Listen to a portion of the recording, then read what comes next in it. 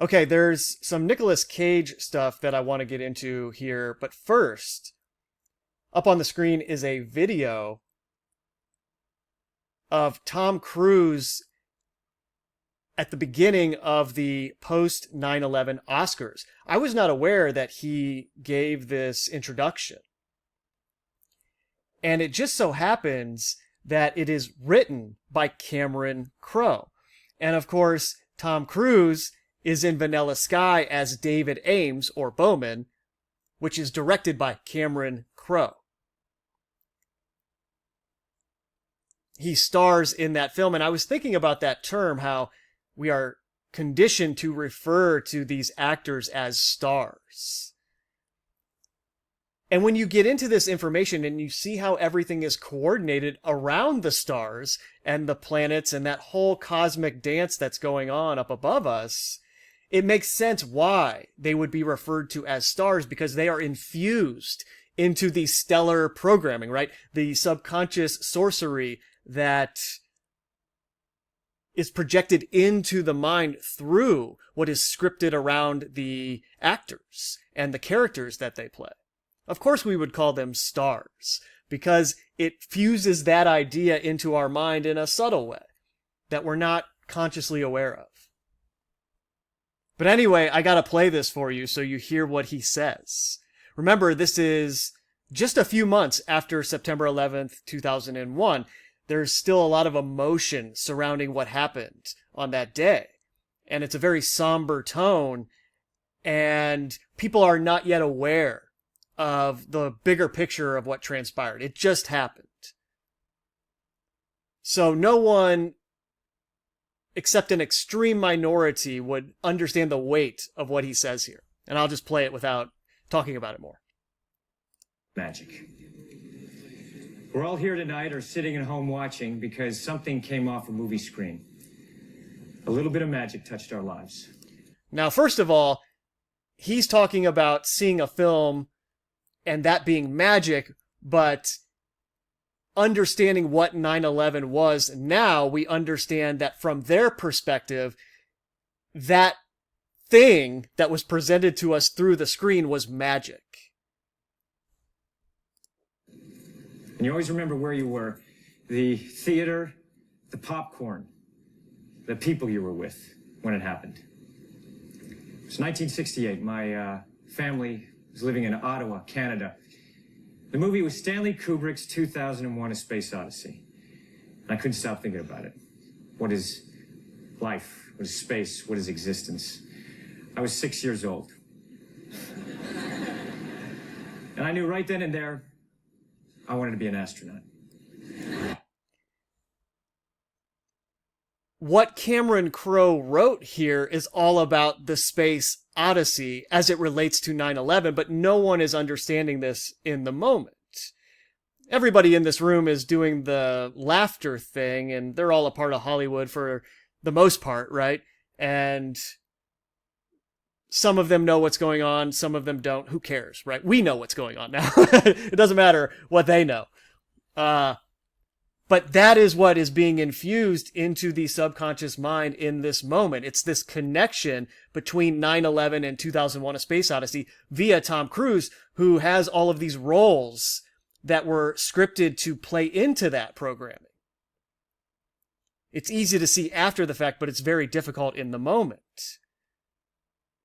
Principally, though, it's his character in Vanilla Sky, which is sort of a continuation of his character in Eyes Wide Shut, directed by Kubrick, where his mind enters this digital afterlife. So it's the idea of the digital twin experience. His mind transferred into a new dimension. This afterlife where he's stored in a computer somewhere, right? It's metaphorically what is taking place in reality now. And his character, David Ames, or Bowman, right, was born on September 22nd, 1968, the day of a total solar eclipse, which was just around 10 days after a plane crash in France on September 11th, 1968. the whole ritual of the plane crashing and the eclipse is encoded in that window of time in 1968. And the character David Ames, who is tied into this ritual, is born on that day, September 22nd, 1968. And his first life cycle ends, as they tell it in the movie, in December of 2001. Right before this Oscar speech, right, in early 2002 by Tom Cruise. It's getting at that idea of the post 9/11 reality of the mind, the new dimension that the mind is beginning to fuse with. And also, I mentioned in a prior video that Clint Eastwood was quoted as saying, Tom Cruise's career will be the career that everybody looks back on. It's legendary. And it was Cameron Crowe who got that quote from Clint Eastwood. He's the one who relayed it. And then you have that whole angle to Back to the Future Part 3 where Marty McFly names himself Clint Eastwood. And then they named the ravine after that character that Marty McFly made up, which is based on this actor from his reality in the future, or his timeline, however you want to view it. And then we see the ravine via Spielberg and Zemeckis turn into the Golden Gate Bridge, right? This little mini version of the Golden Gate Bridge as the DeLorean comes back. And it's just an interesting thing to play around with in your mind. Like, is there a connection between Clint Eastwood and the Golden Gate Bridge and its future, and just the role the Golden Gate metaphorically is playing in all this propaganda as that relates to the Golden Gate in Jerusalem? And that gate being metaphorically opened in your mind. This is the new dimension that your mind is fusing with, right? It's entering through this golden gate, which is why Donald Trump is associated with those golden arches. Very intentionally, right? Because he is the metaphorical portal that is pulling your pupil into it. And so the moon child pulls on the water, gravity, in the way the moon does with the tides. It pulls your eye into this new dimension. Now, getting to the Nicolas Cage stuff here. In 2023, he is in this film Dream Scenario, which is 1 hour and 42 minutes. So right away, oh, this is probably a 9/11 movie.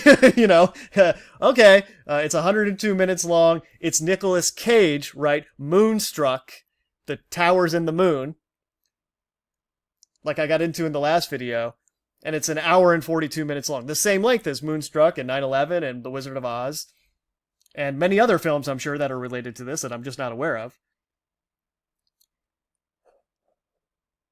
But it's the plot of this film that is really and truly wild in the context of everything that I'm getting into here. Dream Scenario, starring Nicolas Cage, depicts an ordinary family man finding his life turned upside down when strangers suddenly start seeing him in their dreams. So the plot of this film is that everyone in the world starts seeing Nicolas Cage in their dreams. They very literally see him out of nowhere. They just start dreaming about him.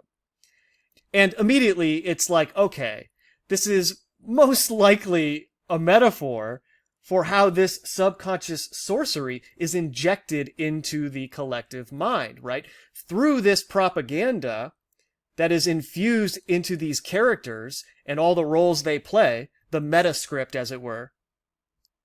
These entities are, in effect, injected into our waking dream of existence.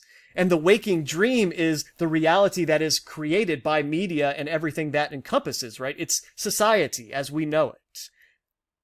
Pop culture and our traditions and just everything that we accept as normal, right? Is this reality that we are all collectively dreaming in a waking state. Because it's not the true reality, right? It's something that's been imposed on top of actual nature, what we would refer to as reality itself. So metaphorically, they tell you in the film, yes, Nicolas Cage is being beamed into all of your minds. So like that is the metaphor for what this media is. It's subconscious sorcery, programming the mind. And this film is released on 11/22, the same date that JFK was assassinated. So immediately you have that tie-in to Oz 77 and 9/11, which I won't go into again in this video. Because I want to note that in 2023, Nicolas Cage also played Dracula in Renfield.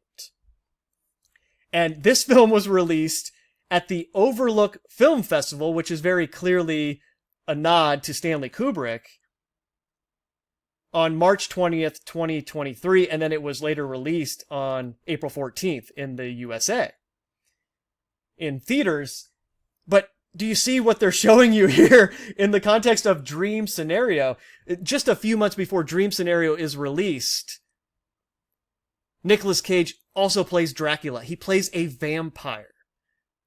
That's what it is, right? It's sucking the life out of you by injecting this dream that replaces what you would otherwise perceive if you were not paying attention to any of this media. Nicolas Cage's wife in Dream Scenario is played by Julianne Nichols, who also plays Sinatra in Paradise, where the USA president is killed by 2 strikes to the head in an assassination. For those of you who remember those videos I did on Paradise, at the time I was looking at all of this propaganda and I'm sitting there thinking, they're going to assassinate Donald Trump, at least metaphorically. I don't know if it's literal, but this is all pointing towards an assassination. And now, with the benefit of hindsight, after recent events, I'm sitting here wondering, was all of that actually pointing towards the Charlie Kirk assassination? I don't know. They still could do that literally to Donald Trump and assassinate him at some point, or they could do it metaphorically in the context of the Great American Eclipse, right? The controlled demolition of the country, and they assassinate his character in this way metaphorically as a part of that larger agenda. I don't know which one it is, but it's possible now that the 2 strikes they depict in Paradise as foreshadowing might have referred to the attempted assassination in Butler, PA of Donald Trump at 6:11 p.m. and then the subsequent actual assassination of Charlie Kirk on September 10th, 2025.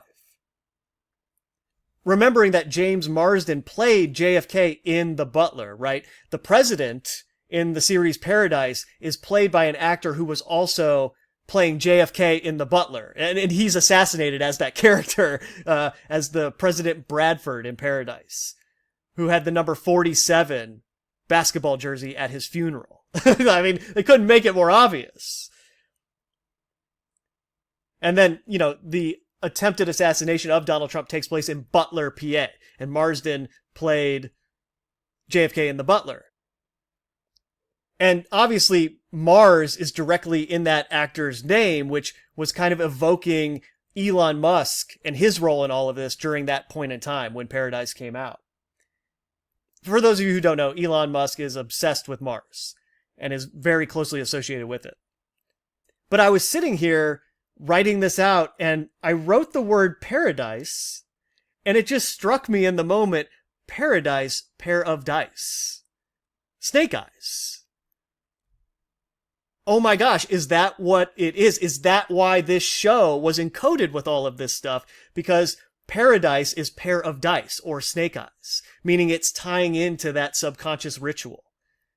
So the programming for the assassinations is in this series, because it ties in to the attempted one on Donald Trump and then the actual assassination of Charlie Kirk. And the main character in Paradise is Xavier, who goes by X, very blatantly encoding the Great American Eclipse. And then I just have a note, American History X with Fight Club, because Edward Norton is in American History X, and that's kind of showing you what is going to transpire, right? America, as we know it, is history because of the X.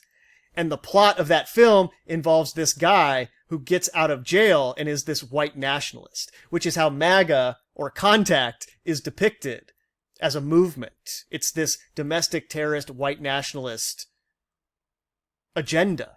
But Fight Club very clearly encodes 9/11, showing you the collapse of the towers at the end in the context of a character whose mind was experiencing two different realities. And the end of the film is the mind merging into one. And how does that happen? Well, he shoots himself in the face. An assassination attempt, right? So, the whole thing is just unbelievable. I don't even know how else to describe it. But yeah, pretty crazy that this film, Dream Scenario, stars Nicolas Cage, and the plot is that he starts showing up in everybody's dreams. And just think about all the films out there that give you this idea about things along these lines relating to dreams. It's said that Alice in Wonderland is just a dream that Alice has. In the film The Wizard of Oz, it's all a dream for Dorothy. She wakes up in her bed. The book is different, though. And then obviously The Matrix involves a dream-like existence. And that's the metaphor. It's the waking dream that we all think is real that is taken over by this propaganda that is very intentional. Now, hear me on this. Does that mean every single little detail is scripted in advance? No, of course not. There would be organic things that pop up just a result of how our mind interacts with reality. Because you have to understand, to control the mind, you have to know how it works and how it interacts with reality. So the people who control the mind, or the entities who do this scripting, understand how our minds interact with everything we experience in a way that we don't, in a way that we are occluded from. Mainly due in part to this propaganda, but also we're just generations at this point of disconnected human beings that can't see. But the entities orchestrating all of this know how that process works. Otherwise, they would not be capable of manipulating and controlling the mind so effectively. And as a part of that natural interaction, coincidences, quote unquote, transpire through the mind interacting with reality, through your thoughts affecting the environment, rippling out and coming back at you. Your attention is currency in that way, right? It's a form of energy. And when your attention is sent out, it ripples back to you in ways that can be viewed as a coincidence, but it's really your effect on reality. And that's what this is. It's a created dream. It's a dream scenario. Things are put into our collective mind, it ripples out into reality, and it helps create what they want to see in existence. We just don't understand that we can do that without this media and envision a reality for ourselves that would be on a whole different vibration than what is being programmed into us.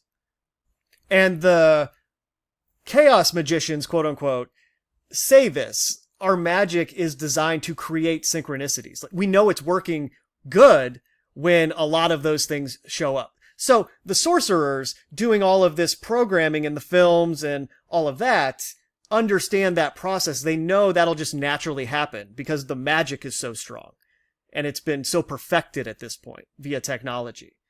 So it doesn't mean that every single thing was coordinated in advance when I say, oh, they scripted that. But they very clearly, intentionally scripted Nicolas Cage into this ritual. That cannot be argued at this point. I mean, it's so obvious. And then you, as an individual human, maybe you interact with all of this stuff, and then you're just running an errand somewhere, you're doing something, whatever, and something related to all this stuff you're thinking about pops up. And you say, oh, that's a coincidence that no one could have scripted. And it's like, well, no, if you view it like that, you're not viewing it holistically. You don't understand the process that's unfolding. Yes, it was, in a sense, scripted for you to experience that if you interacted with it. Because the entities that did the scripting understand that's the process. And they understand that would be an alibi to obscure them and their hand in everything. And so they create this movement called synchromysticism that is an alibi for what they're doing. It's a great alibi, right? Oh, that's all coincidence that's happening in my life, and there's no one scripting this. That can't be scripted in advance. It's like, well, no, you don't understand how it's working. Or the people promoting this idea who aren't innocent in all of this, who are paid to, promote that mentality, well, they understand what's going on, but they say, oh yeah, that's just coincidence. Anyways, getting back to this Nicolas Cage stuff, this one's gonna blow your mind, okay? I couldn't believe this. On December 6, 2002, Nicolas Cage is in a film titled Adaptation. And before going forward, let's just note that on December 4th, 2002, there is a total solar eclipse. So 2 days before Adaptation is released, total solar eclipse. Coronavirus. Okay? Now, let's read the plot of Adaptation, shall we? Self-loathing screenwriter Charlie Kaufman is hired to write an adaptation of Susan Orlean's The Orchid Thief. He struggles with anxiety, social phobia, depression, and low self-esteem. His twin brother, Donald, has moved into his house and is freeloading there. Donald decides to become a screenwriter like Charlie and attends seminars by screenwriting guru Robert McKee. Nicolas Cage, Moonstruck, is playing twins, Gemini, Castor and Pollux Troy from Face Off. So he's playing twins twice. Very overtly playing the actual Gemini twins in Face Off, or he's one of them, right? He's Castor Troy. And then in Adaptation, released in 2002, right after 9/11, he's playing twins and their names are Charlie and Donald.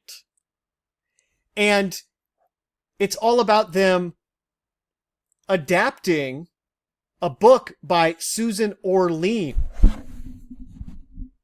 which obviously is one letter away from DeLorean if you rearrange the words. And is very blatantly New Orleans, right? It's where that Super Bowl ritual took place surrounding Donald Trump's second inauguration for the second plane flying into the second tower and the controlled demolition of the United States of America. Charlie Kirk, Charlie Kaufman, Donald Trump, Donald Kaufman. Twins, played by Nicolas Cage. The Cage, Snake Eyes, Pair of Dice. The Assassinations. This was released in 2002. And people are surprised when they had it all coordinated for Charlie Kirk's celebration of life memorial to take place in a coiled snake. A cage, a snake cage, quite literally. And this film, in very ritual-like fashion, is released 2 days after a total solar eclipse, because that's what it's all about, right? It's the coronavirus. It's the Great American Eclipse, American History X. Elon Musk, a big part of the agenda before he left the public eye temporarily, renames Twitter to X. Look up Project Bluebird, okay? Like, the whole thing is just wild. And then, as a part of the plot, I don't know if I'll be able to find the actual paragraph that it's in, but you'll just have to trust me that as a part of this plot, Nicolas Cage's character goes on the set of Being John Malkovich because the writer, Orlean, wrote that as well. And accordingly, you have John Malkovich with a cameo in the film, and Nick Cage goes on the set, and Malkovich plays Cyrus the Virus in Con Air. Nick Cage on a plane in the context of a sort of terrorist attack, right? By John Malkovich's character.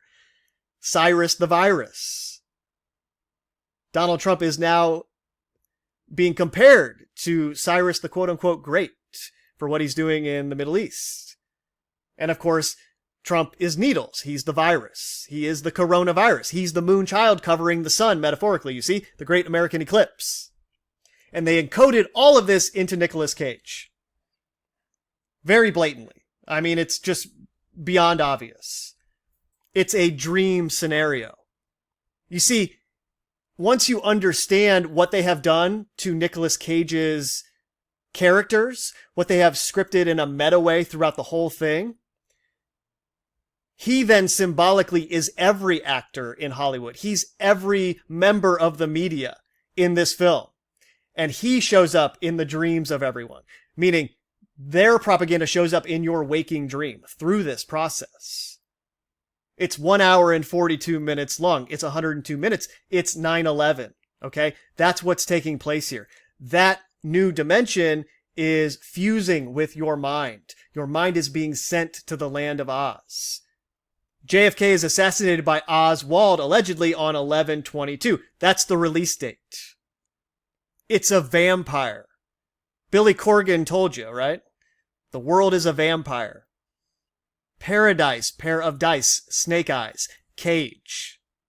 The problem is he has too many movies. There's no way I'm going to watch all of them. I have way better things to do than that.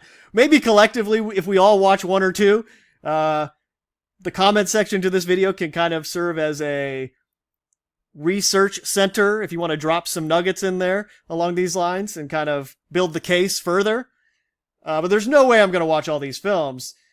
I have seen quite a few over the years, but I guess the one everybody will probably be thinking of along those lines is Knowing, where he's at the center of the apocalypse, right? The end of the world, which is what this is, right? That's the Donnie Darko aspect of it as well. The end of the world, the countdown timer, involving Donnie Darko, Donald Trump, and this propaganda as it relates to the countdown to where your mind is permanently fused into a new dimension. That's the 9/11 ritual. That's what's encoded into Nicolas Cage. Some of this is probably literal on some level, but the majority is metaphorical, or at least that's the easiest part for me to understand, is the metaphorical stuff. Maybe I'm drawn to it more in that way, and what I said isn't entirely accurate. I don't know. But I think that's all I'm going to do for this video. Just wild stuff. I don't even know how to end it, so I'll just stop talking. Later.